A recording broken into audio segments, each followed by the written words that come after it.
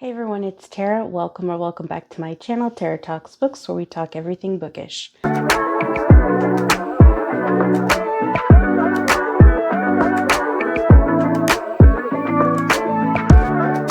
Today I'm going to be doing the 24 books I want to read in 2024.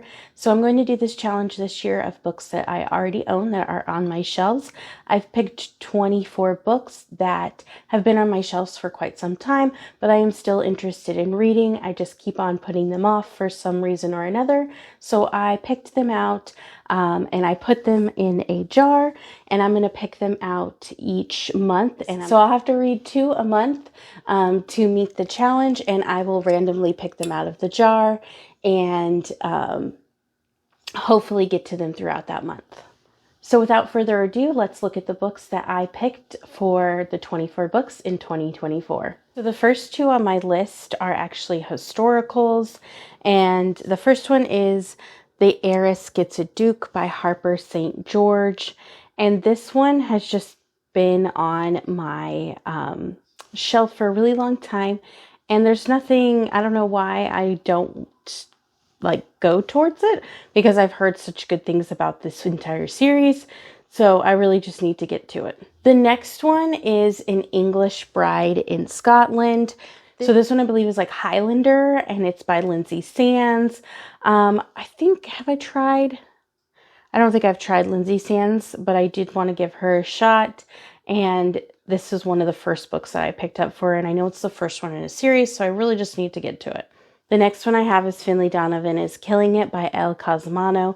This one is like cozy type mystery. I believe Finlay is like a writer and she's pitching her next book, and then someone overhears it and thinks that she's like a contract killer, and so they try and hire her, and it's definitely very cozy mystery-esque, and it kind of goes from there. It sounds like a really wild time.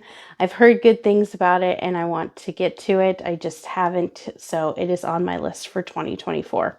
The next one I have no idea why I haven't gotten to it, because I do really enjoy this author.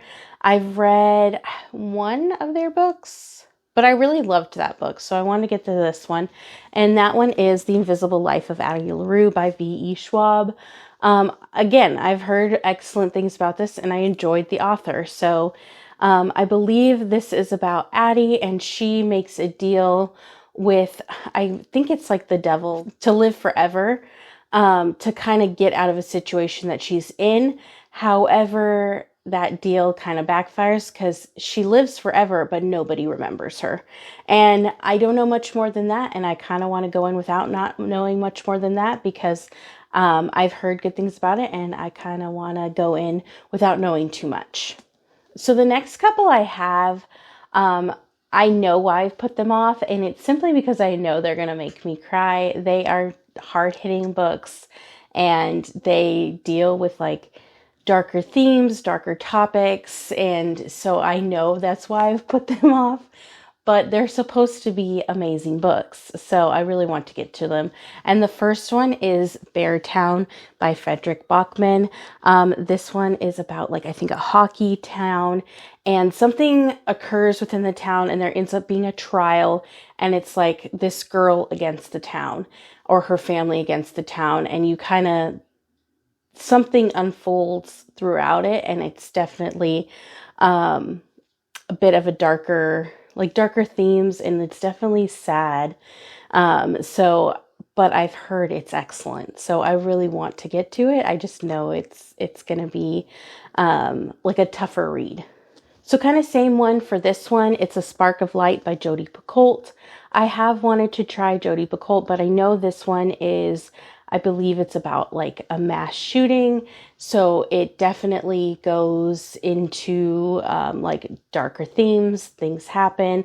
And I don't know if it's the aftermath of it, or it's I think it's actually during. I think the police officer who's handling the case's daughter is in this mass shooting, and we don't know, what's happened to her.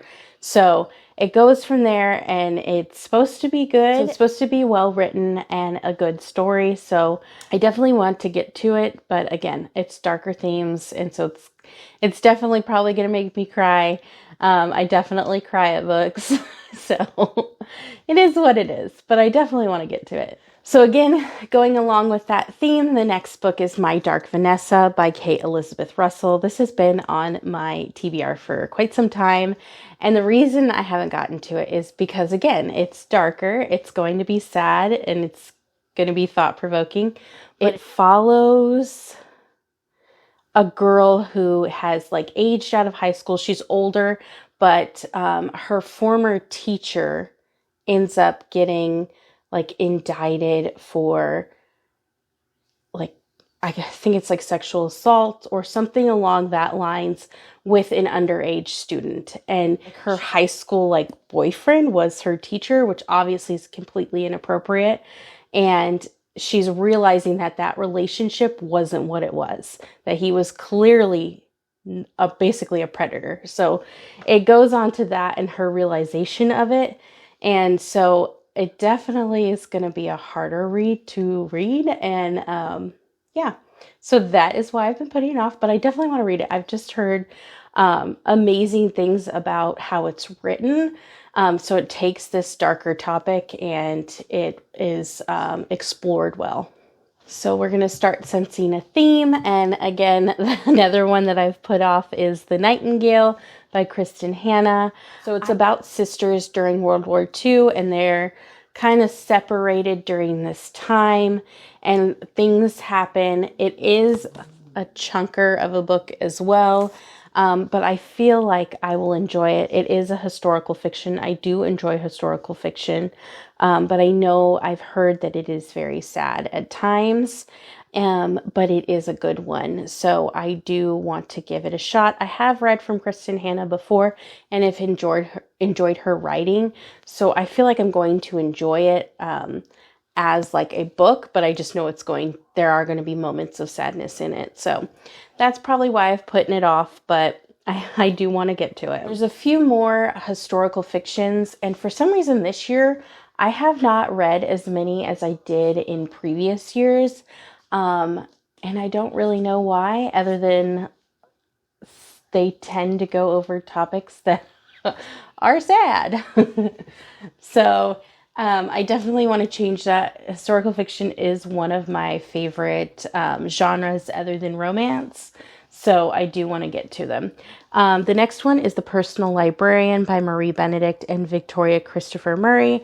I have heard good things about this.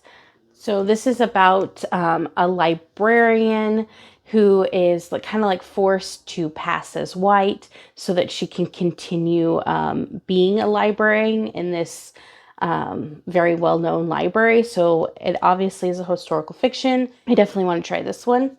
Another one that I want to give a go that is a historical fiction from an author I really love and enjoy reading from. So I really just need to pick it up, and that one is Carrie Soto is Back by Taylor Jenkins Reid. I know this is about Carrie Soto, and she is a tennis player. Tennis was her life, or is her life, basically. And she's getting older, and she has retired, and a young new tennis player is coming and is about to beat all of her records. And she's like, well, what did I do all of this for? And so it kind of goes between the current, her deciding that she's going to come back into tennis and defend her records. And then when she was young and she was, building this tennis career. So it goes from there. And I really have enjoyed pretty much everything that Taylor Jenkins Reid has put out. It is again a historical fiction, and I can't wait to get to it. And again, it spans different timelines, so I do like that aspect as well.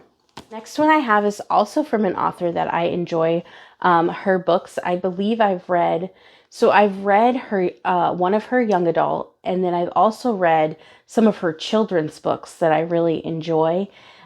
She writes really engaging and accessible children's books, and so I wanted to give her adult stuff a try.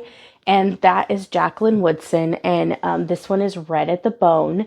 Families from different classes, and the girl ends up pregnant at 16, and it kind of spans that time as the child is getting older, and so she's really good with writing different themes. This one deals with loss and grief, motherhood, obviously class and education, and all of that is spun into this tiny book. And I feel like Jacqueline Woodson can really write a thought-provoking book, and in a short amount of time. So I feel like even though this is short, I feel like that it will be amazing just because she can do it in children's books. So I feel like in her adult books, it'll probably be amazing. So I don't know why I've put this off, other than other books caught my eye, which happens. The next couple are actually just mystery thriller books that I kind of just have to be in the mood for. I've read a few this year that I've really enjoyed, and duds, so it kind of just it varies. So I do want to give them a try. The first one is The Push by Ashley Audrain. This one is supposed to be about a mother who thinks something is happening with her child, but is it true? What is happening? And I think thriller potentially about postpartum depression, because she has this baby and she thinks everything's going to be happy and grand, and she's going to be the mother she didn't have. And then these things start to happen. She notices that maybe her baby isn't what she thought it was going to be, or they're not behaving like normal children, or she's not behaving like a normal child. So it kind of goes from there. I don't know how they're going to spin this, but I'm definitely intrigued by it. Another mystery thriller one that I really want to get to, and I don't know why I haven't picked it up because it sounds so intriguing, is A Flicker in the Dark by Stacey Willingham. Actually about, again, 6 girls go missing in a smaller town in Louisiana, and actually the main character's dad ends up confessing to the murders, and it kind of spirals from there as her teenagehood and how that she has to deal with the knowledge of that. And then so she leaves the town, goes to school, becomes a psychologist, is coming back to town, and then another girl goes missing. And so it kind of reopens all of that. And so I definitely intrigued by that. I have read a couple ones that are similar premise that I've enjoyed, so I do want to get to this one. So what I have is another mystery thriller, and this one is Long Bright River by Liz Moore. And honestly, I'm intrigued by this one, but it looks like an undertaking. It is a long book, or at least it looks like a chunky book. So this one is actually about sisters. I believe one is a detective of some sort, or a police officer, and then her sister has an addiction problem, and she's currently living on the streets, and then a string of murders. And so she kind of gets obsessed with the situation because she realizes she can't find her sister in her normal spots that she checks up on her on. So it kind of goes from there. And so she becomes obsessed with this case and trying to find what's happened. So I do enjoy police, mystery thrillers. I really enjoy them. I've been reading a series about a detective, and so I feel like this one is kind of reminiscent of that. And so I feel like I'm going to enjoy it, which is why I haven't removed it from my shelf. But again, it's a long one. Another mystery, I don't know if it's mystery, science fiction, fantasy. It's something. It's a mixture. But that is The 22 Murders of Madison May by Max Berry. This one has an intriguing premise, and I do want to read it. The thing is, I noticed as it came out that a lot of people didn't enjoy it, which makes me nervous and makes me not want to pick it up. But I'm still intrigued by the premise of it, so I really want to get to it. this coming year and see if I enjoy it. Then I have a classic on my list that I want to get to, and that one is Persuasion by Jane Austen. I've read quite a few of Jane Austen already, but I definitely want to get to this one. This is one of hers I haven't read. So I've read a couple from Jane Austen already, and I've enjoyed them, so I definitely want to give Persuasion a try and continue on with reading all of Jane Austen's novels. Another one that I just don't know why I haven't picked up is Under the Whispering Door by T.J. Klune. I really enjoyed T.J. Klune's The House in the Cerulean Sea. It was one of my all-time favorites of last year, so I really should just pick this one up. I'm probably going to enjoy it. It's likely. This one, I believe, is about a man dies and he goes into like this coffee shop or tea shop or something like that, and he gets like a second chance of like, is he gonna go, which place is he gonna go to? So it's supposed to be a good one, and it does seem intriguing. I did like his writing, so I want to get to this one. Another one that is likely going to be heartwarming, so I don't know why I haven't picked it up, is The Guncle by Stephen Rowley. So this one is about Patrick, and he ends up adopting his taking care of his niece and nephew because something tragic happens, and I assume that the parents probably pass away, and he gains, like, they go to live with them or with their uncle, and it goes from there. Obviously, it deals with grief, and but it is supposed to be like a heartwarming read overall. So, then I have a couple YA that I haven't gotten to. I haven't read a lot of YA recently. I did used to read it quite a bit, but I guess I've kind of like grown out of it. But these are a couple that still intrigue me. And one is Like a Love Story by Zeman. And this one is supposed to be really good. So it's 1989 in New York City, and for three teens, the world is changing.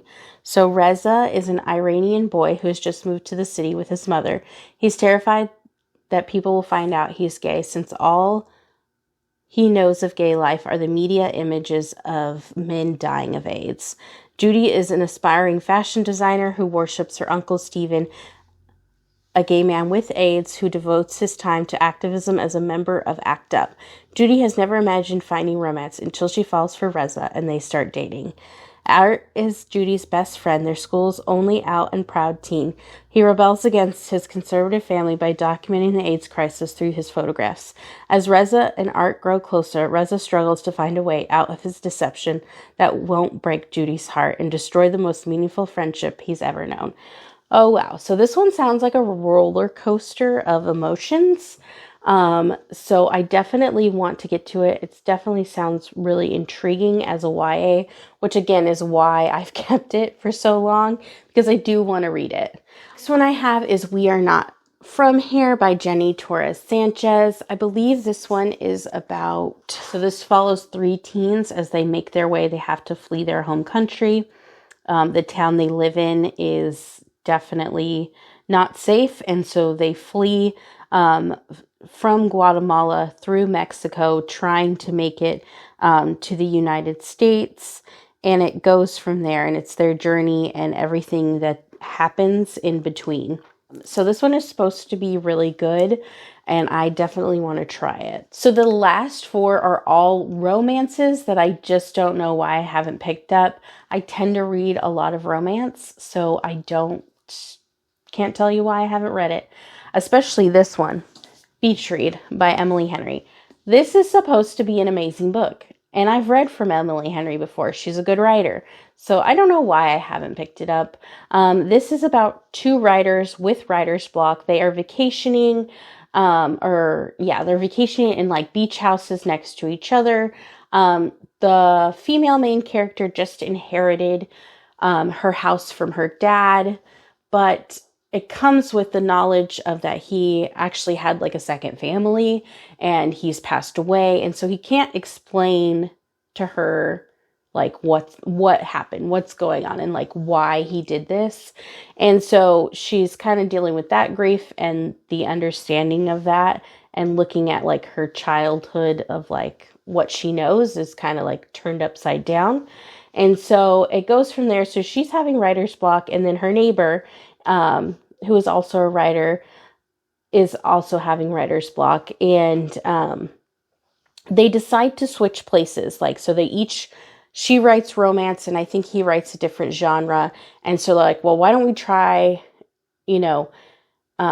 writing each other's genre and see how that works out. And of course, things ensue. This one is a lot of people's favorite Emily Henry book, so I definitely need to get to it. Next one I have is Things You Save in a Fire by Catherine Center. I actually read The Bodyguard by Catherine Center and absolutely loved it. I gave that one a 5-star. It was amazing. So I really want to get to this one because I feel like I'm going to enjoy her writing. And this one, I believe, is about a female firefighter. She's actually the only female firefighter at her station where she lived in Texas. But that one kind of had like a good morale, and she really enjoyed it. But her mom, again, is sick, and so she goes to, I believe it was like Boston or something, and she's the only, again, female firefighter. But she's running into some things now at this new firehouse because it's like underfunded. People don't want her there. Again, except for like this rookie that's come on who kind of like befriends her. And I think that, again, is where the romance comes in. But I know this, again, deals with kind of like some themes because I think her and her mom were estranged from each other, but her mom is ailing, so she goes and takes care of her. So there's definitely stuff going on in here other than the romance. But I really enjoyed, like I said, I really enjoyed Catherine Center's book, The Bodyguard, so I definitely want to read more from her. Next one I have is Dream On by Angie Hockman. I've read from Angie Hockman before. I read Shipped, and I enjoyed it. So I definitely want to give this one a go. I think this one has like a twist of some sort. So this is about Cass, and Cass is in an accident. She's okay, but like this vivid dream of like a man named Devin, and like everybody thinks is the result of the car accident or the accident that happened. But a year later, she ends up seeing Devin in like a flower shop randomly, and she's like, I know you. And he ends up believing her. So this one definitely is a twist on a romance. There is some sort of, I don't know, magical realism or something happening in it. Can't wait to get to it. And the last one I have is The Inn on Sweetbriar Lane by Jeannie Chin. This one is like a small town romance. I don't know much about it. So this one says, two lonely hearts discover love. Doesn't always go according to plan in this charming opposites attract romance. So this one sounds cute. So those are all the books I plan to read for my 24 in 2024 challenge. I will keep you guys updated throughout the year of what I've read. Let me know what you plan to read in 2024. Like and subscribe if you'd like to. Bye.